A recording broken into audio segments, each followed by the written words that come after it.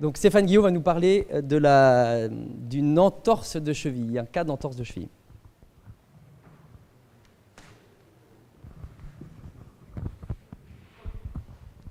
Je vais vous présenter mon patient.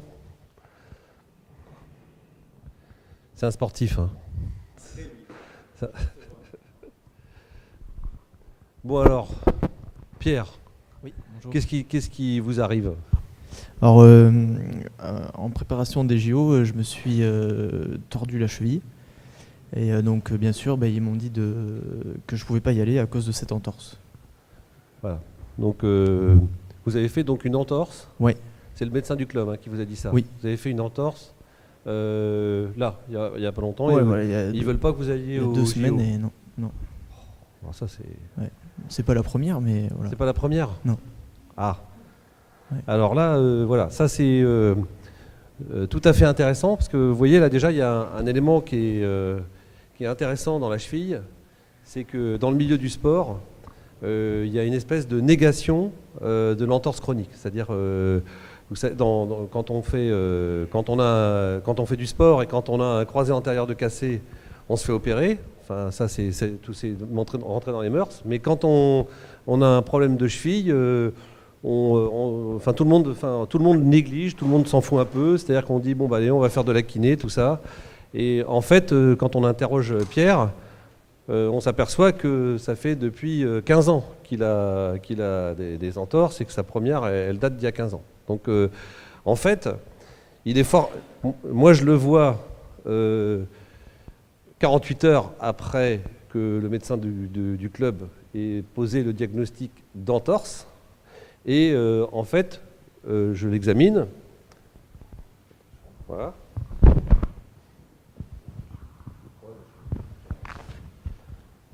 Et donc, l'examen de la cheville, pour savoir, d'abord, il y a l'inspection, savoir s'il y a une inflammation ou s'il y a une augmentation de volume. Et là, je constate qu'au bout de 48 heures, la cheville est devenue complètement... il n'y a plus d'inflammation, il n'y a plus de... Tous les signes aigus sont complètement disparus. Donc, en fait, il a... Donc, on l'examine, je vais l'examiner. Pour examiner la cheville, ce qui est très important, d'abord on regarde les mobilités, on fléchit le genou, parce que si on veut avoir la mobilité de la cheville, il faut fléchir le genou pour détendre les gastrocnémiens. Et là on a simplement la mobilité de l'articulation. Donc la flexion dorsale est de 20 degrés, la flexion plantaire est de 45 degrés. Et ce qui est très important après, c'est aussi, vous savez que l'arrière-pied, il y a travail grâce à un système de cardan. Il y a la cheville, c'est un axe du cardan. Et ce qui est très important, c'est la soutalienne. Et là, on voit que sa soutalienne est mobile. Et après, je prends là, son pied comme ça. Alors, je mets mon pouce sur le talus. Ici, si vous voulez, vous pouvez vous approcher, si vous voulez en voir. Et j'essaye de faire bâiller l'articulation. Et là, je constate que l'articulation, elle bâille complètement. Donc en fait, qu'est-ce qui se passe? Comment il faut interpréter ça? Eh bien, très probablement, Pierre, il a rompu son ligament il y a maintenant de nombreuses années, et que ce qu'il a fait lors de ce match, c'est pas une entorse, il n'a pas cassé de ligament. Il a simplement fait un accident d'instabilité, c'est-à-dire que sa cheville est partie parce qu'il n'y a plus rien qui tient. D'accord? Donc ça déjà, si vous voulez, ne faisons plus de déni de l'instabilité de cheville. Il faut savoir la reconnaître, cette instabilité, et l'admettre. Vous verrez, c'est terrible, dans le monde du sport, c'est terrible. On a des chaussures qui servent à rééduquer. Je ne sais pas si vous avez entendu parler de ces chaussures qui s'appellent les chaussures Miolux, là. Et vous verrez qu'il y a des sportifs de haut niveau qui ont une instabilité chronique de cheville. Ils détestent cette chaussure, parce que cette chaussure, elle leur dit qu'ils ont une instabilité de cheville. Et vous verrez qu'il y en a qui ne veulent pas la prendre.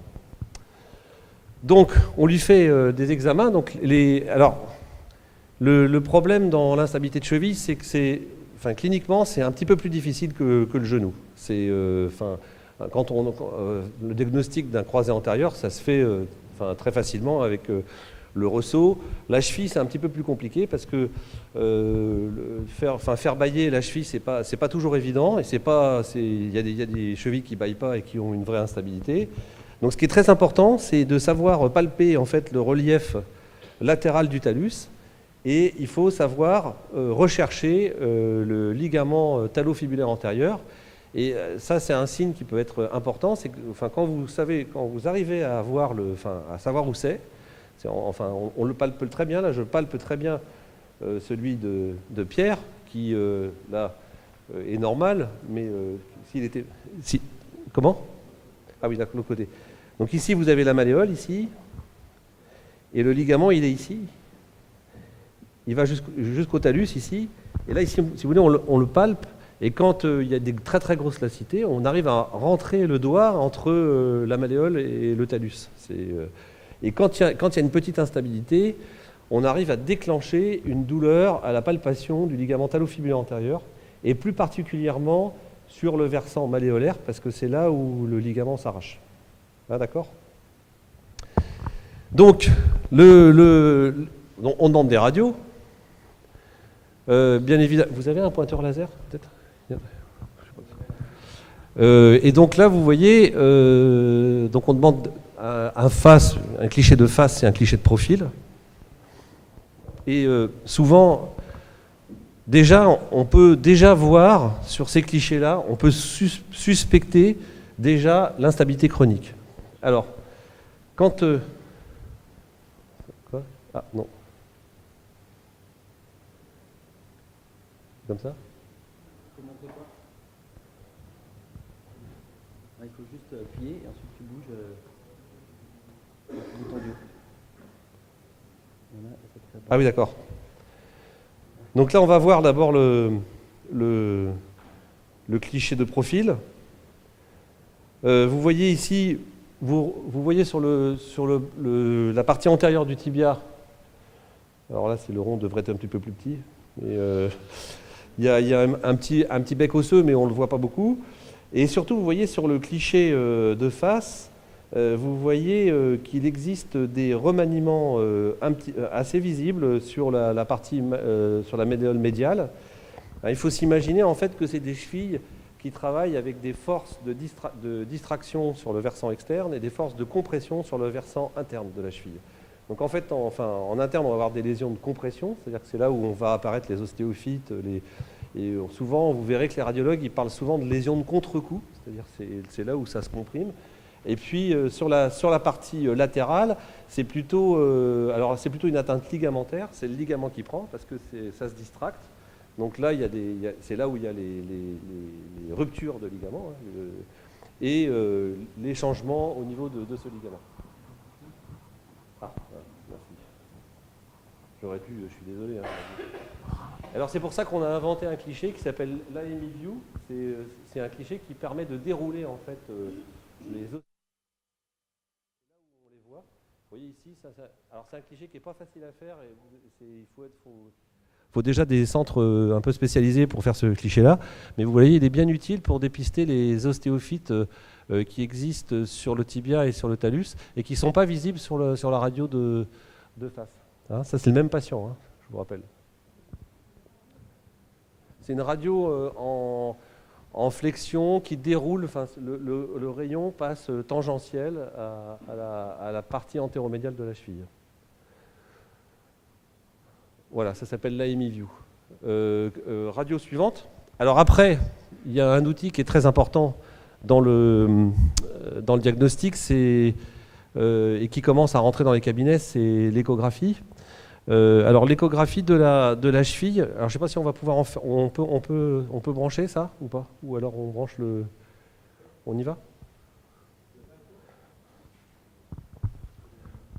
Je vais vous montrer quelque chose. Je vais vous montrer le futur. Ça vient juste de sortir. C'est une sonde échographique Bluetooth. Ouais, voilà, comme ça. Alors, Ce qui est très important, pour, alors, je sais pas si, non, ce qui est très important pour quand on fait de l'échographie, alors ce qui est important, c'est le réglage de la sonde. Alors, vous voyez peut-être que je vais avoir des difficultés parce que je la connais pas trop encore cette sonde-là, mais j'ai un technicien avec moi qui va m'aider. Et puis alors la deuxième chose, c'est que pour l'examen des ligaments, ce qui est très important, c'est que les ligaments soient tendus. Hein. Donc on essaye, il faut faire une manœuvre pour essayer de tendre les ligaments. Ce qui est important, c'est de régler d'abord la sonde pour que, ce qu'on cherche, c'est très superficiel. Donc là, on va la régler très superficielle. Et vous voyez, on tend le ligament. Donc là, vous voyez le ligament qui est tendu, ici. Si on peut figer l'image, tu peux figer l'image Voilà. Donc là... Attends, tiens, je tiens la sonde. Donc là, vous avez le ligament talofibulaire antérieur, vous avez la malléole, vous avez ici le talus. Donc vous avez une structure qui est bien tendue, il n'y a pas de lésion, donc ça c'est pas pathologique, je vous montrerai des images pathologiques après. Alors on peut ici, ça c'est l'articulation, hein, et donc on peut voir s'il y a du jus dans l'articulation aussi. Donc là, enfin on peut voir ça. Le ligament talofibulaire antérieur, là ici. Voilà. Alors, maintenant il y a un autre ligament qui est important à voir, c'est le ligament tibiofibulaire antérodistal. Donc là, on remonte le pied comme ça. Et alors, ce qui est très important, c'est de trouver l'articulation. Donc voilà l'articulation. Et on descend. Et là, vous avez donc... Ouais. Attends, parce que...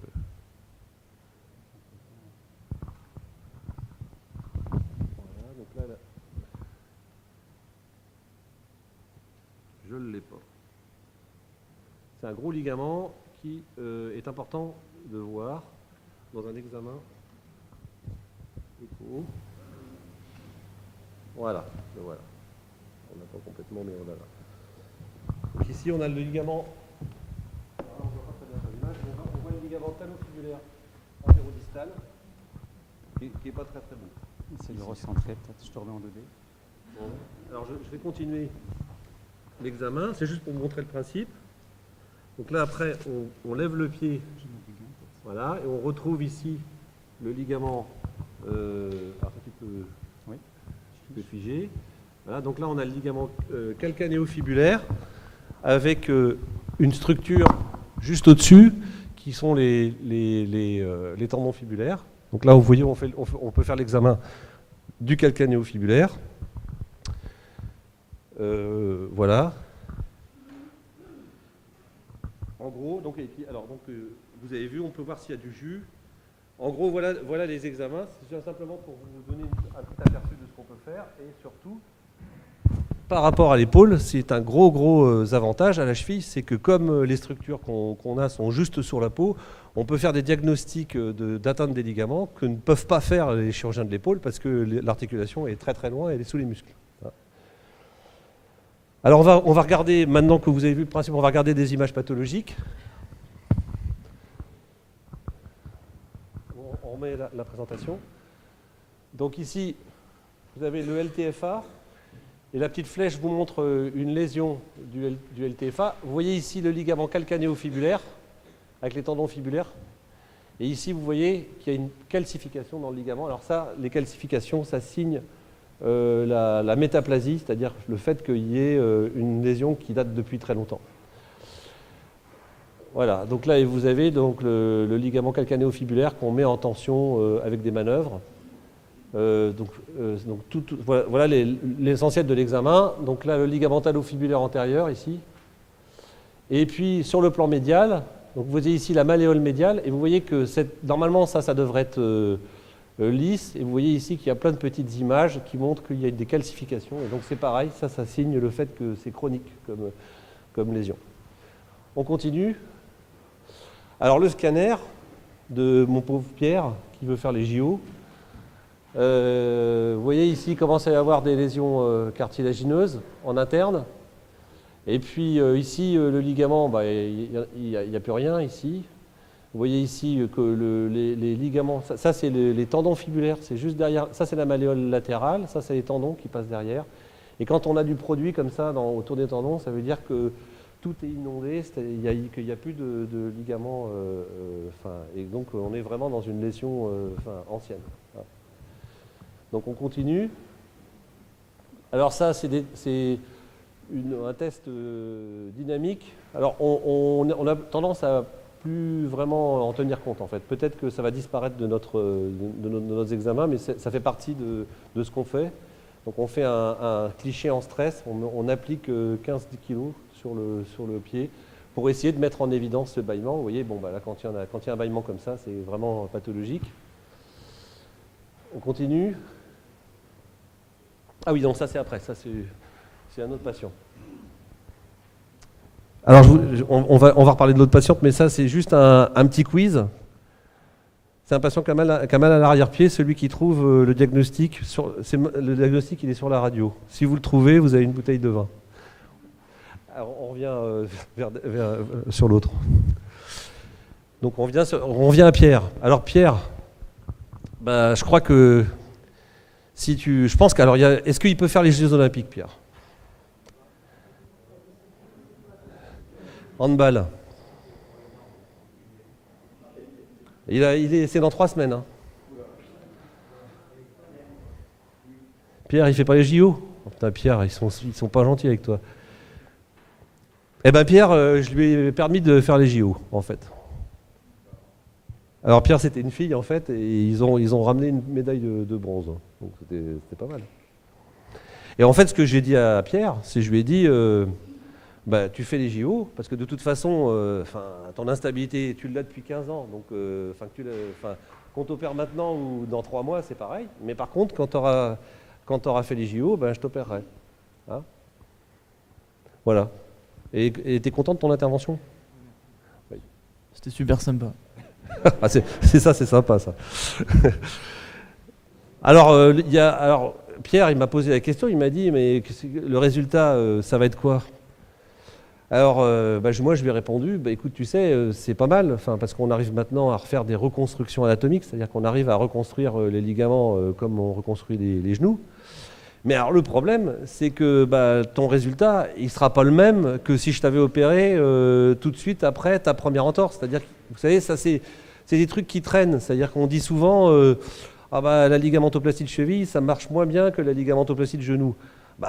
Si on le fait 15 ans après, oui, ça marche moins bien. Hein.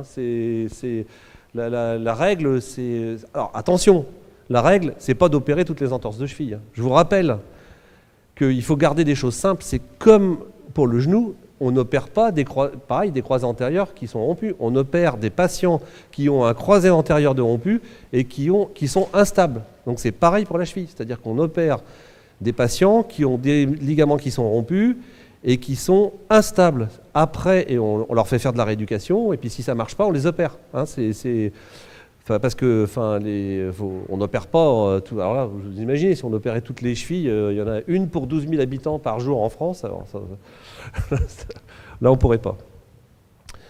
Voilà. Alors, qui a trouvé le diagnostic de l'autre?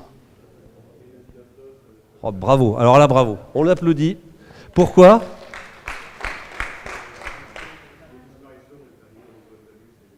Ça s'appelle comment le signe?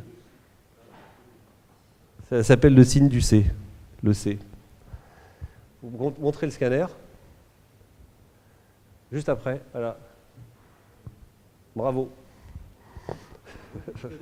Ouais. Je donne une bouteille de vin. Oui, tout à fait.